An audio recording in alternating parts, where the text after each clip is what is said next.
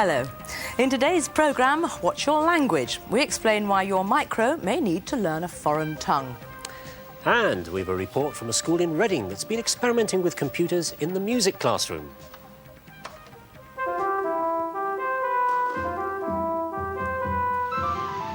And why the RAF have been installing micros in air traffic control towers all over the country.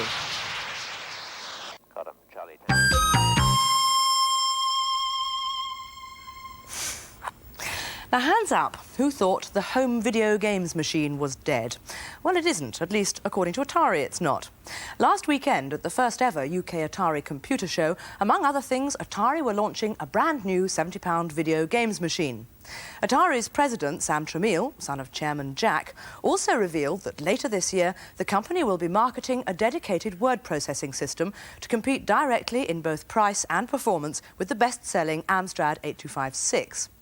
But most interest centred around Atari's newer 16-bit ST range, which now even has its own magazine. There it is, ST User. Compare if you dare, it said on the Atari stand over an Apple Macintosh, a 520 ST and a Commodore Amiga. Well, naturally the ST was running the bouncing ball programme fastest. Or was it?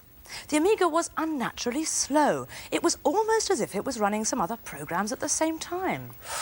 No, never. Atari were launching two new micros. First, an uprated version of the 520 called the 1040. This comes with a megabyte of RAM, built-in disk drive and a mouse. It sells for just £700. No, sorry, 900. Try again. That's if you want a monochrome monitor, or 1100 if you want colour. And like the rest of the ST range, it comes with GEM built in on a ROM chip. The other new micro is a cheaper version of the 520, which is called the 520 STM. That rolls off the tongue nicely, doesn't it? That sells for £399, and it can be used with an ordinary domestic television. It comes with a cartridge port around the side here, but as yet there's no software available in cartridge form, and that means you've got to buy a disk drive as well, which of course pushes up the price. There was a lot of new software for the ST range at the show, and soon there'll be even more available when Atari launched this co-processor, which will allow, they say, the machines to be IBM compatible. But when we tried to run the IBM spreadsheet program Multiplan, it crashed straight away. Ah, that's sort of compatible. Well, obviously there's a few bugs still to be sorted out. There were some impressive graphics packages, though, and some language software like this C compiler here. More about C later in the program. And of course, there were plenty of games. One that particularly impressed us was this illustrated adventure called The Pawn from Rainbird. Well, it's like most adventure games, but it's got a very sophisticated parser. A parser is the part of the program that understands what you type in. For example, look at this sentence here. Put the key in the hat on the tree stump. Now, taken in isolation, that could mean two things. Put the key that is in the hat onto the tree stump, or put the key into the hat on the tree stump. Now, most adventure games would hiccup loudly, but this one knows from the context there's no hat on the tree stump, so I can only mean one thing, and it interprets it as the blue key is now on the tree stump. It knows what I mean. The game is full of very nice little touches. There's an on-screen editor, which means that if I'd mistyped just one letter in that sentence, I wouldn't have to type it in all over again. And, well, we've all seen pull-down menus, but what about this? They've redesigned them as pull-down scrolls. Very nice. And when you let go of them, they roll back up. But best of all are the graphics.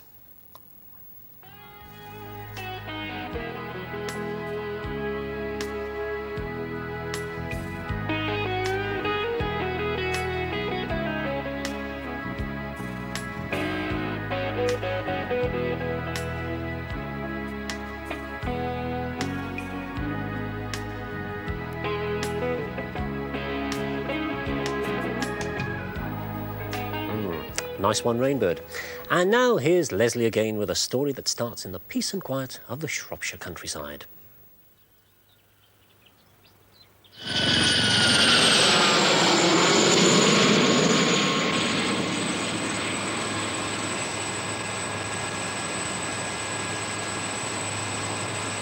Bottom approach, Charlie Tango Sierra 11, request low airspace radar service en route for Lucas.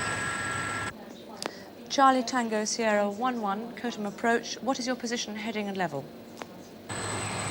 Charlie Tango Sierra 11 is 10 miles to northeast of Finningley. Heading 355, flight level 45. Charlie 11, for identification, turn left, heading 325. Turn left under heading 325, Charlie 11.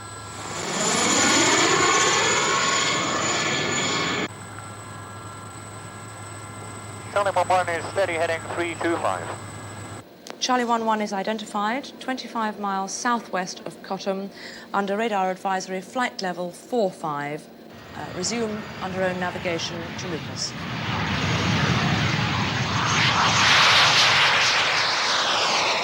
Cottam, Charlie Tango Tango 80. Air test complete. Request recovery to Cottam. Charlie 80, set QFE 100... Wait. Charlie 11, avoiding action, turn right, heading 030, pop-up traffic at 11 o'clock, range 2 miles, crossing left to right.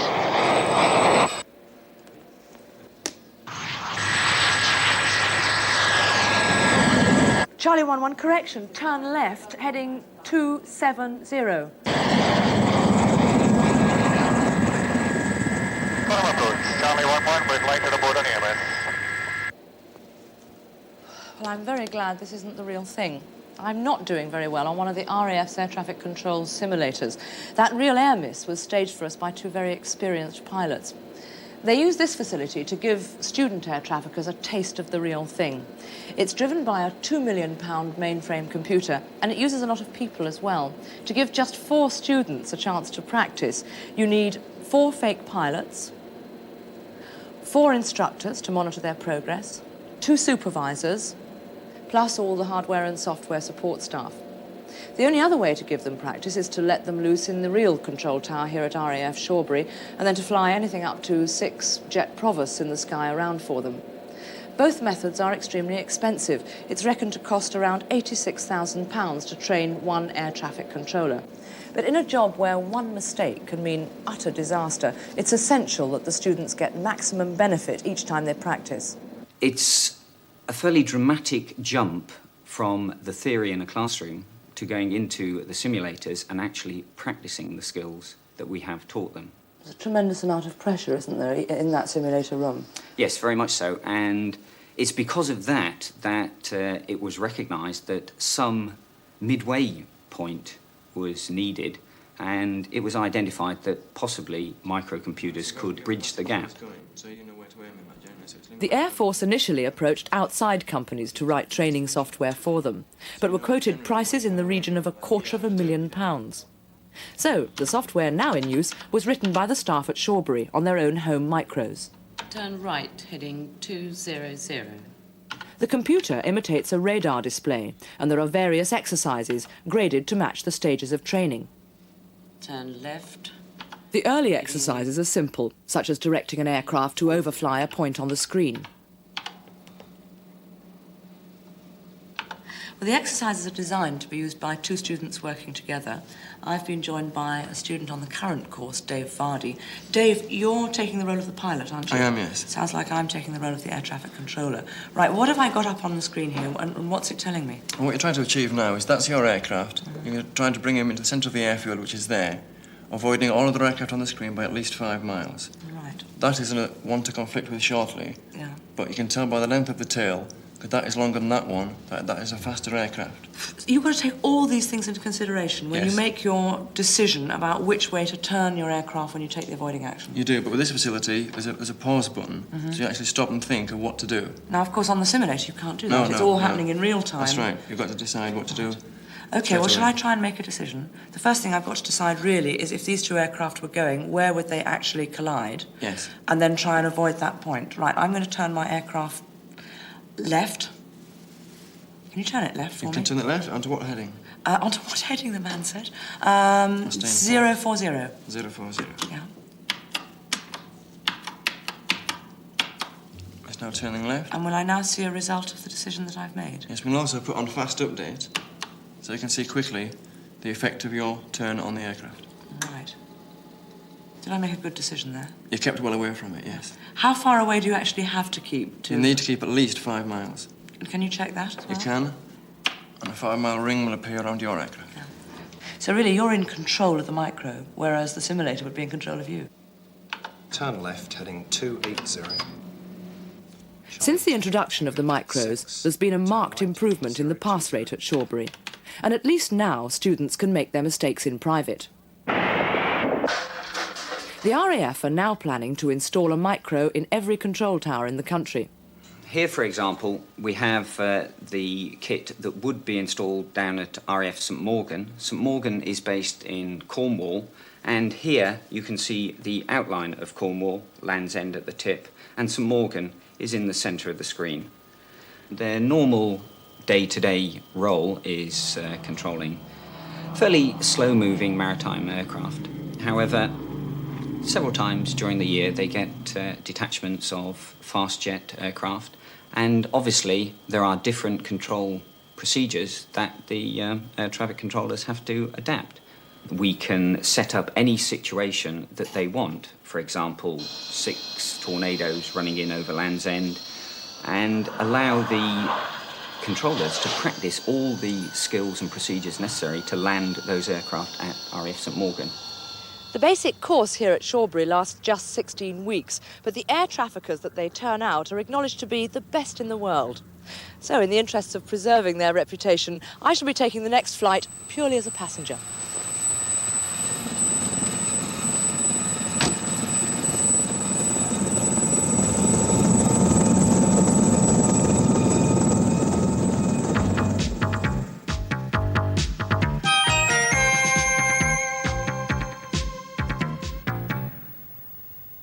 That training software at RAF Shawbury was originally written in the computer language BASIC. Now, most micros come with BASIC built in. It's popular because it's fairly easy to understand. Well, here, for example, is part of one of the listings from the Shawbury programme, and there we are, you can see it's even got English words in it like if, print, and input, and so on. Of course, the microprocessor chip inside the computer can only carry out very simple instructions like comparing two numbers or moving a number from one part of memory to another. So when you run a BASIC program, not when you type it in, but when you run it, it's converted into those simple instructions, or what's called machine code. Now, although the machine code is very fast, the translation process takes some time, so BASIC runs rather slowly. But of course, there are other languages you can use on a micro. We'll have a quick look at a few, starting with Pascal. Now, the top listing over here is in BASIC, and the bottom one is Pascal. And both of these are programs to multiply two numbers together and print out the result on the screen. Have a look at the BASIC first. Well, the first three lines we've got here, line 10, 20 and 30, just set up three variables. A is a number, B is a number, and C is the answer of A times B. Now, line 40 here prints out a bit of text, the answer equals, and the result C. Line 50 just ends the program. Now, the Pascal listing, first of all, you notice that Pascal hasn't got the line numbers that BASIC has. This doesn't seem to be working, but never mind. Hasn't got any line numbers, none of those 10, 20s, 30s and so on. Also at the top here, the program has to have a name. In this case, it's called multiply. And there are the variables here defined at the top. Variables A, B and C, those are the letters we're going to use, and they're integers, they're whole numbers. Then here comes the program. It's surrounded with these begin and end markers. And the guts of the program in the middle here, much the same as the BASIC, except they use the word write line instead of print. Now, the major difference for the programmer is it makes you think in an ordered manner. Once a program segment is written, you've got to think of it as a block. You can't just dive into the middle as you can with BASIC. Now, Pascal is being pushed as a very good language for education because it forces you to think in that structured way. But there's nothing to stop it being used for other applications. For example, it's one of the in-house programming languages for Apple computers. Logo is a language that was specifically designed for education, and it's often used with a turtle like this. It's particularly good for teaching the simple concepts of programming and mathematics. At the same time, it protects the user from some of the raw edges of computers. Now, it can also be used to produce screen graphics. And this complex pattern here is the result of a very simple program. And it shows very well how Logo enables you to build a program step by step. The basis for this pattern is a square. So the first thing you do is define your square. You do that by saying repeat 4 times the action of going forward by the length you're going to go forward. You haven't yet stated what that is. And when you've done that, you turn left 90 degrees. Repeat that 4 times and you've got yourself a square. So then you can incorporate the square into the program, and the program reads here, repeat 36 times the square, and it already knows about that. Now you define the size, it's going to be side 200, and after each square, turn left by 10 degrees, and then you repeat that 36 times. And if you see the programme running, you'll see that actually its makeup is very self-evident. There you've got 36 squares turning themselves into a circle. Now, one of my favourite languages is Forth. It's available for most micros, including the Electron here. Forth was originally devised to control radio telescopes like this one in Kitt Peak, Arizona. But these days it's used for everything from washing machines to the computer control of movie cameras, for instance in the film Star Wars. Here's how it works. If I type in this word VList, I get a complete list of the Forth vocabulary, all the words that Forth understands. In fact, I'll hold it there. All of these down here are built-in Forth words, standard Forth words, except for this one here, hi, which is one that I made up myself. Now, if I type in hi, you'll see what it does. Prints a friendly greeting here, hello and welcome to Micro Live. Now, the beauty of Forth is you can build up new words using the words it already knows. So that's what I'll do. I'll define a new word which I'll call big hi. Definition starts with a colon. The word is big hi. What do I mean by that? Well, 100 times, starting at 0, do the following things. Just do that hi program, print out the message, and that's a loop. And that is the end of the definition, and that's a semicolon. Now, as soon as I press the return key, that little program is turned instantly into machine code. Shazam. OK, it says, what next? Well, next we'll do it by just typing in big hi. Big hi. And there we are, very friendly greeting 100 times. Big hi is now part of the Forth vocabulary. So you see, Forth can be extended to do whatever particularly interests you. Traditional software writing involves the programmer in breaking down a problem into manageable procedures. But an alternative approach, well, for some applications at least, is to chuck the problem to the computer and leave the machine to sort it out. And for that, you need a language like Prolog. Now, Prolog stands for Programming in Logic, and this is a version available for the Spectrum. Right, well, I've been telling the computer here about a bicycle. For example, I've said in the program, the electric flex is part of the lighting system. The hub is part of the wheel, the gear cog is part of the wheel, and the spoke is part of the wheel. And I've also told the machine about the relationship of those parts. For example, X is part of a bicycle if X is part of the wheel. Makes sense, doesn't it? And down here, I've typed in a question. Is the hub part of the bicycle? Now, I've not explicitly told the computer that it is, but I'll press enter, see what it makes of it. The machine goes away, and yes, it correctly infers from the rules I've given it. The answer is yes, a hub is part of a bicycle. A lot of applications nowadays are being written in a language called C. It's very fast and it's portable. And that means that you can run a C program easily on a range of machines. Here's a listing of a simple C program on the Nimbus to print a table of temperature conversions from Celsius to Fahrenheit. Now, this was all typed in on a word processor. To turn it into a program that the Nimbus can run, it has to be compiled. That means running another program that converts the text into Nimbus machine code. But this listing could be compiled to run on a number of machines, and that's what makes it portable. So, which is the best language? Well, unless you're a professional programmer or you want to do a very specific task, one general-purpose language like BASIC will serve almost all your needs. Now, recently it's become fashionable to knock BASIC. People say it leads to bad, unstructured programming habits. But BASIC can be used in a structured way, and it's fine for most applications. But of course, it's horses for courses.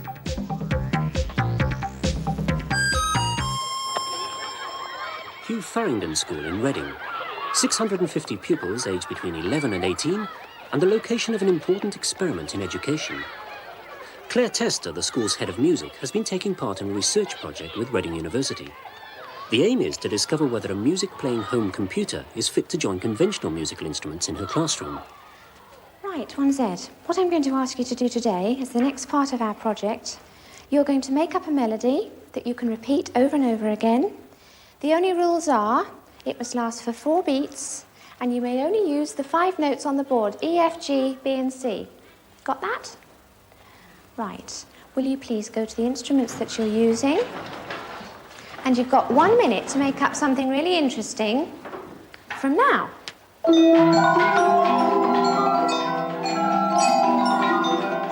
The The interesting thing about Claire's work is the way she's integrated the computer with the more traditional instruments in the classroom.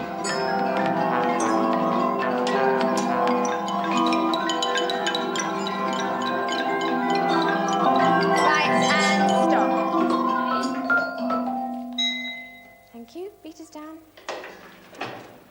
Right, do we have any brave people who are going to play us their tune? Good, lots of you. Right, let's have Alison, Kathy, Mark. The rest of you listen carefully because we've got to choose one of these. Okay, Alison, would you like to play yours twice now, please?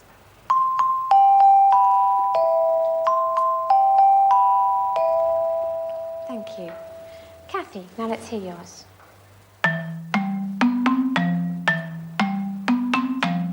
Another good one. Mark.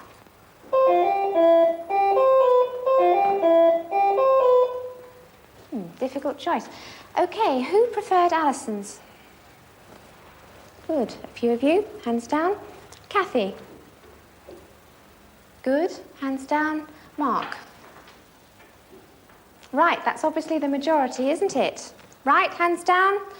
Mark's is the first tune that we're going to use in our computer piece. The computer has been specially designed for creating music. When using the composing program, the computer will take in any number of up to 8 parts that you program into it, and then it will play it back for you. It's very simple to actually program. There's a selection of the note values here. Then here we have a conventional computer keyboard. Here is a piano keyboard, which you can use either of these to program the notes. For example, I'm going to use some crotchets. I'm going to program in, using the piano keyboard, a series of notes.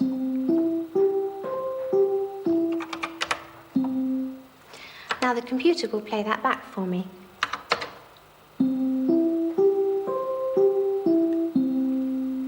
Now that sound that you've heard is a sound that the computer itself has selected. I don't have to use that sound. The computer has 46 pre-recorded sounds of its own. Among these are instrumental sounds, or it has a large number of actual sound effects. Not only will it play back to you any of the melodies that you put into it, but it's a very simple operation to edit the melodies that you actually write, which means the composition can be changed very quickly. When you're finally happy with this, at the touch of a button, the whole thing will print out. When it comes to printing the notes, it scores badly. Here it's making heavy weather of just producing one line of a stave.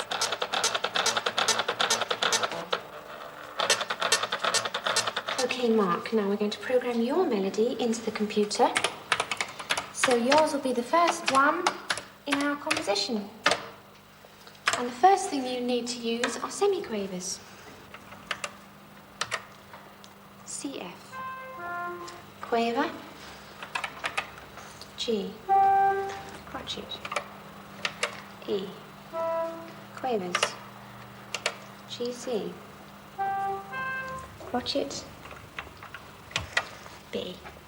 Good. Now make it play for us.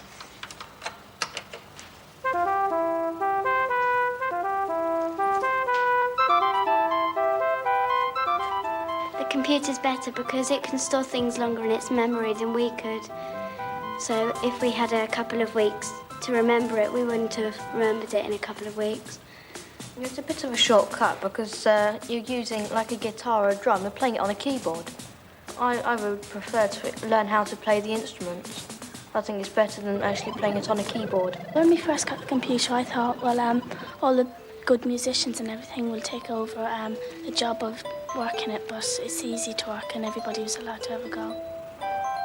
What I think is the only disadvantage with the computer, and that is that it will only display and/or print one part at a time, even though it can play up to 8 simultaneously. Now, the first years created a composition that was really quite complex, and it was important for them to know what went on in the composition and to be able to view it as a whole, which of course we couldn't do. So they created a score of their own, using their own symbols. They used all sorts of things from hands to traffic lights. And it meant that although it was a rough idea, they could get an overall picture of the composition. when we first had the computer, we used it virtually non-stop.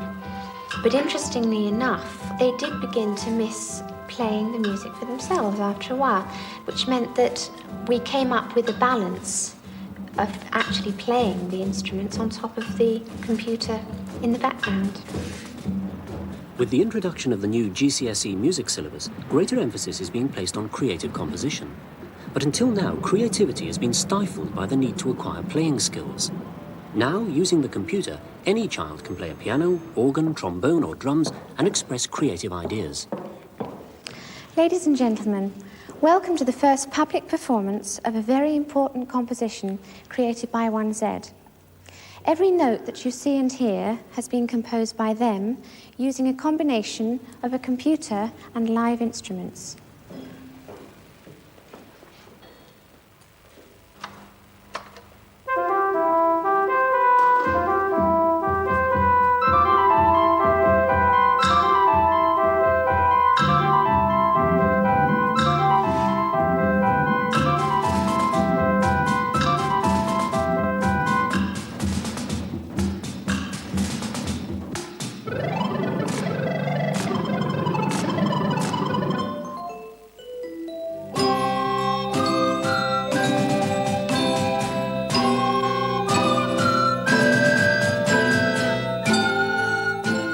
I like playing live in the middle because if we didn't, the computer would have sort of been taken over.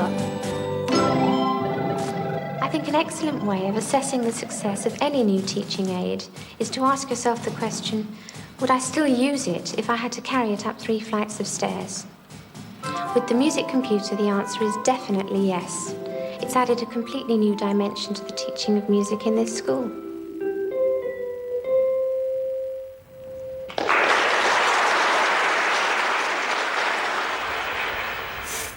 And if you can find one, you can buy that music computer for £299. Yamaha tell us that there are very few left in the country, but they will be marketing a new but more expensive version in a couple of months' time.